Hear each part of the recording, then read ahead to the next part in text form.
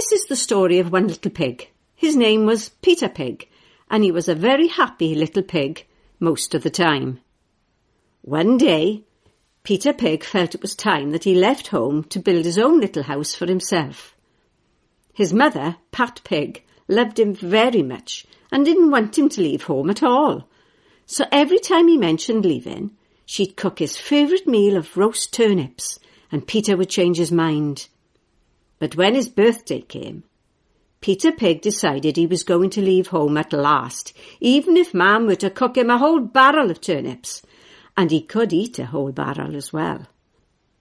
Peter Pig packed his pyjamas, his toothbrush, and his teddy, and off he went. But Pat Pig had to know where he was going, so she waited till he was just around the corner.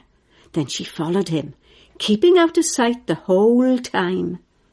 It was a pity that Pat Pig hadn't brought a raincoat with her, because Peter Pig went on walking, with little naps along the way, for 3 whole days. At last, Peter Pig found what looked like the perfect place, right on top of a lovely little hill. Pat Pig hid and watched him as he built a lovely little house. Not with straw and not with sticks, but with bricks. It did look nice. Now Pat Pig was satisfied. She knew where her son was living and he was safe. As she turned for home, she noticed a signpost at the bottom of the hill, which she hadn't noticed at first. And the name of the hill was Perilous Mountain. What an odd name for a mountain, she thought. In fact, it bothered her all the way home. Why should a hill be called Perilous?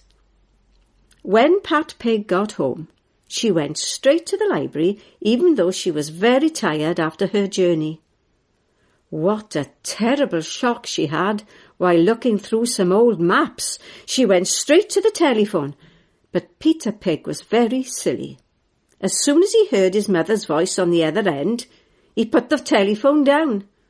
He was sure it was just his mother trying to tempt him home with another feast of roast turnips. Peter Pig was determined to stay exactly where he was. But Pat loved her son, so she went straight to the post office to send a telegram. But it was no good. As soon as it arrived, Peter guessed was his mam. Now she's going to tell me she's missing me, and I might be tempted to go back home, he thought. So he didn't bother to open the letter, even though it was marked urgent. He was enjoying his freedom and he wasn't going home. When Pat had no reply, she was so worried that she didn't sleep a wink that night. Peter Pig needed to get her message straight away, and she lived 3 days away. Then she remembered her old Uncle Percy Pig, living not far away from Peter's new house. She phoned him, and when he heard what she had to say, he agreed to go to see Peter Pig immediately. Peter Pig saw Uncle Percy coming up the hill. He started hoovering while Percy Pig knocked the door. Percy knocked and knocked, but Peter Pig didn't stop hoovering. He wouldn't answer the door, because he was sure that Uncle Percy had come with a message from Mam begging him to go home. There was no way he was going back home. Uncle Percy phoned Pat Pig as soon as he got back home. Mother Pig was frantic. There was nothing for it. She'd have to go herself. Surely Peter would listen to her. It took her 3 long days to reach Perilous Mountain, and there was the house, looking as pretty as ever, on top of the hill. Pat Pig went carefully up the hill, and she knocked gently at the door. Peter Pig didn't know who was at the door until he opened it. But as soon as he saw his mam, he said in an angry voice, "You always want to spoil my fun.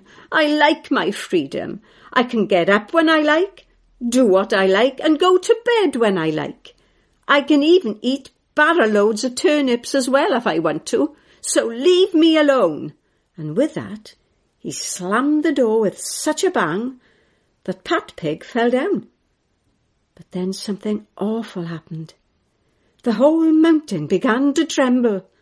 Suddenly the house swayed to and fro. Whoosh! With a huge rumbling sound, the mountain erupted and the house disappeared into the middle of a volcano. And that was the end of Peter Pig and Pat Pig. Oh, if only Peter Pig had listened. Now, I'm sure that you think that Peter Pig had been rather foolish and very naughty. But do you know that if we don't believe in the Lord Jesus and love him, we're in a dangerous place too? We are naughty every day, and God can't let naughty people into heaven unless there's a way he can forgive us. And Jesus is the way. Jesus had the punishment we deserve.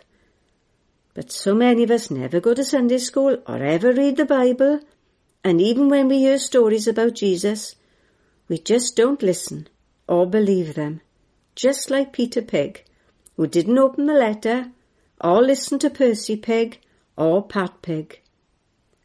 Will you turn to Jesus now, or will you refuse him?